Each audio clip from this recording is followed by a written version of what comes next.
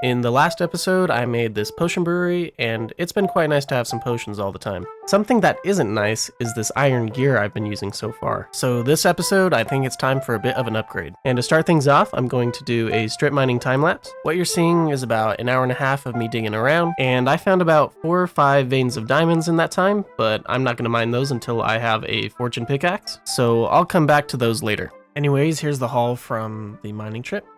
I have a lot of cobbled deep slate, and here's all the valuables that I got. Anyways, the next step for me is to do some enchanting, but I do have a build plan for that, so I'll go and collect all the resources for that. Okay, most of the materials should be easy to get because they just are a variety of stones. But because I like to make things harder for myself, I used Froglights in the design, as well as some glazed terracotta, and we're pretty short on the terracotta, so I have to go out to a swamp and find some frogs. Also grab myself a few leads. With the leads in hand, I set out to find a swamp. I wasn't aware of any of these biomes around the world, so I would be exploring indefinitely. Along the way, I found a village in the midst of a zombie outbreak, so I let them perish. No, I'm kidding. I saved them heroically, of course. And not too much longer after that. Oh, that's what we need.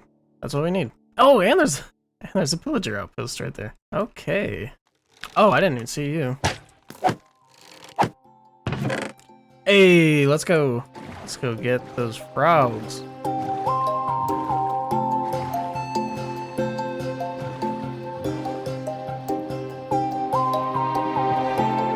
Man, this is so nice.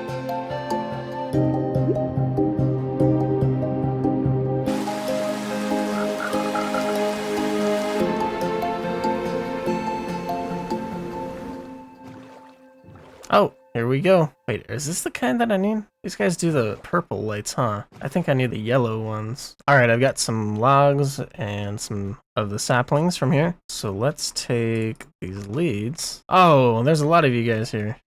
I'll take all you guys. Thinking I had slime balls at home, I decided to just take these frogs back and breed for the orange one there. But I soon learned that wouldn't be possible. Okay, unfortunately I didn't have any slime balls, so I have to go back to a swamp. Dang it. And after a second round trip covering a distance of 6,000 blocks, I was sick of exploration. Now that I have these frogs, I can make myself a rudimentary froglight farm. And I want to do this right because I do not want to go back to the swamp if one of the frogs die. So first, I'm going to go to the nearby mountain and grab some powdered snow. Frogs can only eat the tiny magma cubes, so the snow helps to break down the larger ones. Then I'll make my way to the nether. Fortunately for me, my spawn is in a basalt delta, where the magma cubes spawn. After that, I'll make a giant pit, place powdered snow a block high from the ground, and put the frogs in it. And this basic setup should allow me to get froglights really easily.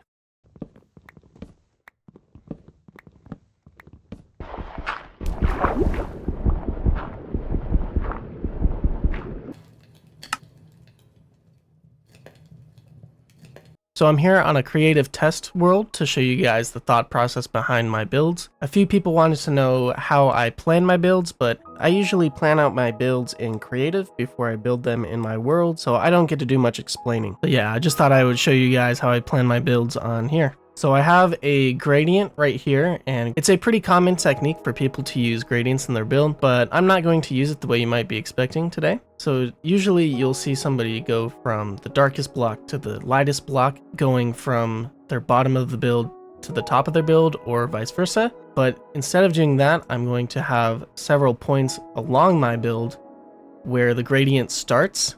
So it'll either be the light or the dark, and each starting point will radiate outward so that they all converge and blend together. Here's a visual of how that looks, so hopefully you have a better understanding of that, but the build itself will be a chapel where I put my enchanting setup. Alright, here are the materials for the build, and I've been clearing up some space over here. Just been making it flat so that I have a little bit more space to work with. So now I'll start working on the build.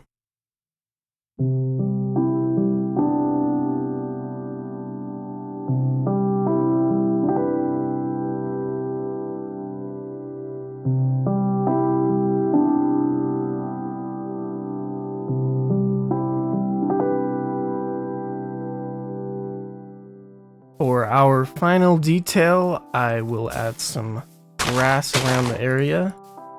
I typically remove the flowers and the tall grass, but yeah, it just gives it that nice final touch. So we have this fence here at the front. I know it looks weird up close with the chains, but from a distance where we'll be seeing it most of the time, it looks pretty good. Of course, one of the more prominent details are these stained glass windows, not made out of glass at all, but I thought the glazed terracotta looks a lot better, and it also provides some light. I have this archway in the front here. I don't know if it really makes sense, but I think it looks good. There's also this pathway here in the front that leads into the door. And here's the church. Or I guess it's a chapel. But yeah, we got the chandelier up there. The Froglights give a good amount of light inside as well. And then up here we have the tower, which you can look out from. And then of course, the main thing with this building is the fact that this is where I will be doing all of my enchanting.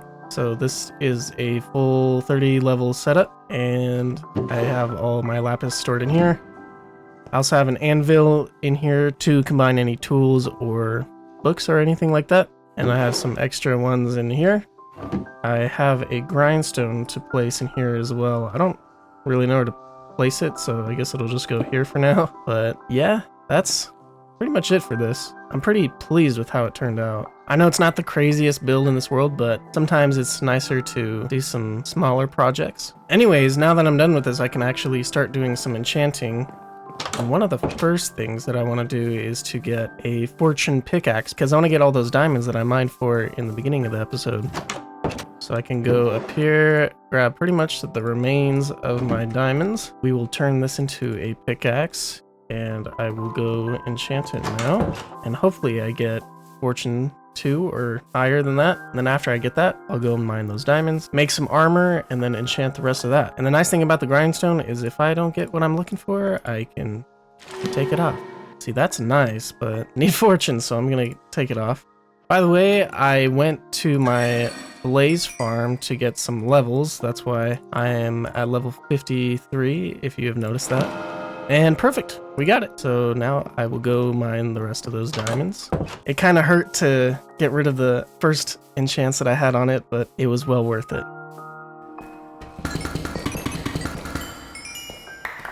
So from about 20 or so diamonds, I managed to get almost a stack of them. So with these diamonds, I can now make myself a full set of gear. Sweet. Let's get rid of this crap. Everything was almost broken. Oh yeah, check it out. I need to make a few more tools as well. So I'll make, of course, the sword, another pickaxe, axe, and shovel. So yeah, sweet. So now we can go and enchant the rest of that. But before we do, let's get a good look at the chapel from here. Let me actually show you guys without shader pack real quick, because I think it looks good without it as well. And you can see a little more clearly what I meant with the gradients, how they're kind of spontaneously around it. Hey, ow, hey, I'm trying to show something here. Okay, so before I was rudely interrupted, I mean, obviously you can't see exactly where each part of the gradient is, but that's kind of the point. From afar, it looks like the building just has a bunch of dark spots and light spots, which gives it that naturally dilapidated feeling, which I really like. But up close, you can kind of see it there as well. But yeah, again, I'm super pleased with it. I really like how it came out. But we'll turn these back on.